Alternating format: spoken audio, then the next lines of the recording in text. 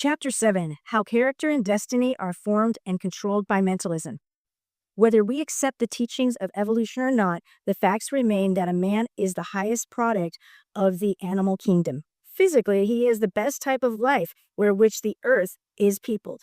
In man, nature's organic functions reach their most complete development, but it is his mental and not his physical qualities that give to him his preeminence. Without the guidance of the God-given power of mind, soul, man would be little better than the beast. As an example, note the pitiable spectacle of the idiot. While mankind is easily distinguished from the brute creation, individual man is quite as easily distinguished from his brother man. Heredity has done much toward maintaining a similarity in the human family, but the influence of environment and mentalism has done more to change it. As a result, no two persons can be said to be alike in the same that they exactly resemble each other, either mentally or physically.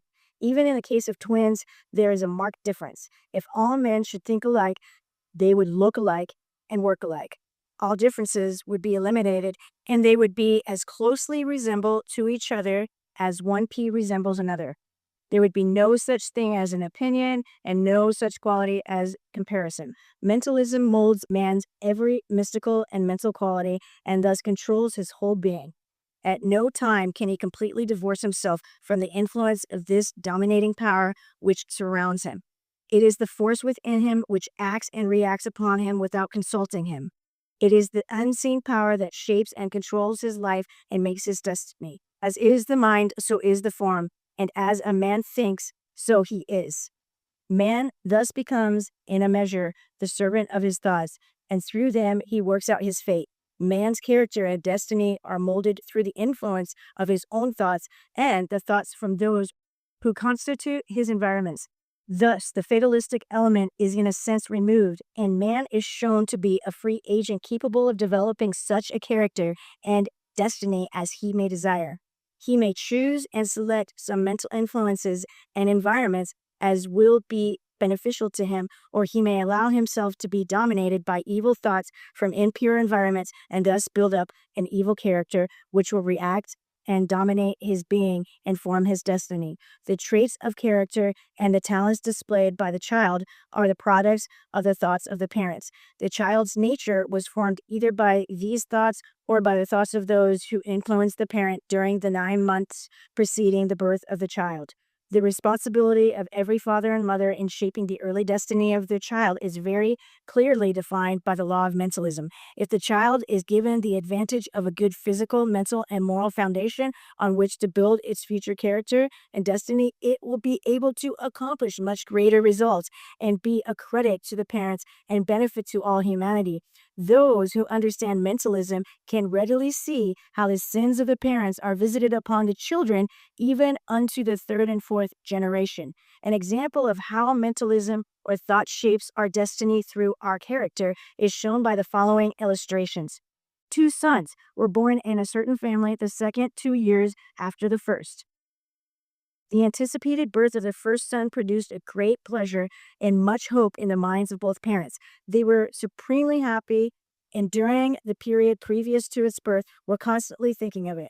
With the highest and most noble thoughts, they planned for the child's future career. In this unity of thought and love, the very highest and noblest characteristics of their natures were exercised and transmitted to the unborn child. After its birth, it possessed an unusually agreeable disposition. As it grew into boyhood, it developed a kind of noble, ambitious, sincere character. The talents he displayed were those he had inherited from the thoughts and desires of his parents. In following his career, it led him into the associations and society of refined and intellectual people. His environments and consequences were in harmony with his tastes and character, and with the assistance of this class of people, success was easily attained. During the time between the birth of the first and second son, conditions had changed, and the mutual love and sympathy between the parents no longer existed. Therefore, the prospective birth of another child did not produce a sensation of pleasure and hope as before, but instead its birth was looked upon as a burden and a misfortune. The thought of the approaching birth irritated the parents, and all that was unpleasant in their natures was revealed. They neglected to plan for the future of this child as they had for the first. These unfavorable thoughts were transmitted to the child yet unborn. After its birth, it was found to possess a cross-irritable temper. For this, it was disliked the more by its parents and continued to be the innocent victim of parental ignorance. During childhood days, it received but little care or attention and grew up without the loving influence which had been so lavishly bestowed upon the firstborn. While growing from childhood to youth, he was forced to select his associations from those whom he chanced to meet, and they, as is usual in such cases, were not of equivalent character. Under these unfavorable conditions and environments, he developed only the baser, more selfish, and material characteristics. His associates were not those who could assist him to rise to any position of importance. He drifted on, making no success and always getting into trouble. His life was a failure in all respects except as an object lesson to others and a punishment to his parents. The mentalism of the parents formed the embryo character of both their children and attracted souls in harmony with their thought. Their children, according to their respective parents, selected their companions and environments. Their career was worked out under the influence of the mentalism of these associations. The influence of the people with whom the first son associated was for good, and it assisted him to win success and happiness. The influence of the people with whom the second son was brought into contact was not of an equivalent character, so it retarded his development and helped to make his efforts unsuccessful. It is a well-known fact that like attracts like, and that birds of a feather flock together. The attraction of like to like is the result of each being tuned in harmony. Could anyone consciously attribute the success this one life and the failure of the other to any set purpose of destiny? No. The credit for the one and the blame for the other belonged to the parents. Had the second son, even after birth, received the right influence, his thoughts would have been directed into a better course.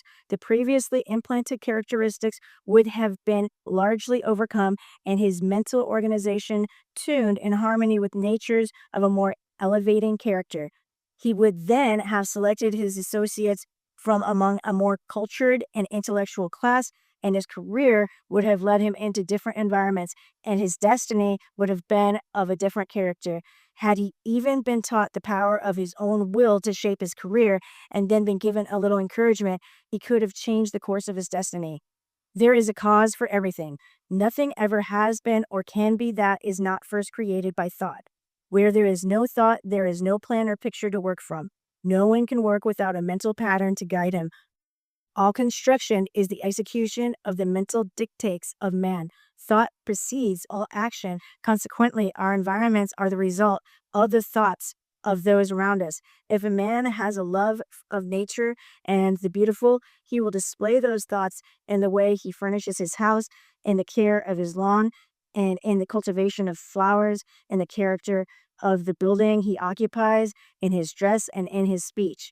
If the grosser elements predominate his mind, he will find his immediate surroundings to be in keeping. This applies to all phases of human action. Thought illuminates and transforms matter. Architecture is but frozen music.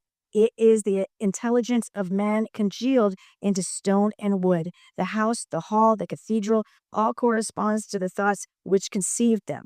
Our environments thus become a living picture illustrating the kinds of thoughts we think.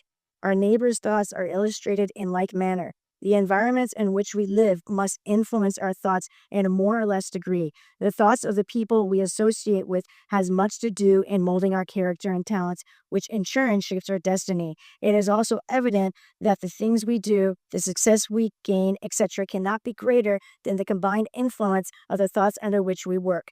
Then, as environment plays a large part in our thoughts, it is easy to see how our entire career and destiny can be changed by placing ourselves under the influence of different thoughts and new environments. We would then necessarily think and act differently. When one is not making a success, it is because the mental influence of those with whom he is associating is not a benefit to him. He should change his environment and associates for those that are more congenial and helpful, and thus gain success and become the ruler of his own destiny.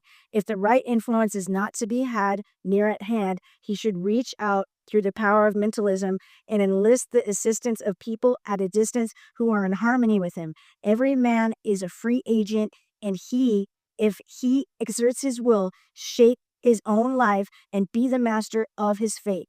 If he refuses to take advantage of his privilege, he will become the slave of the combined thoughts of others, and they will shape his destiny for good or evil.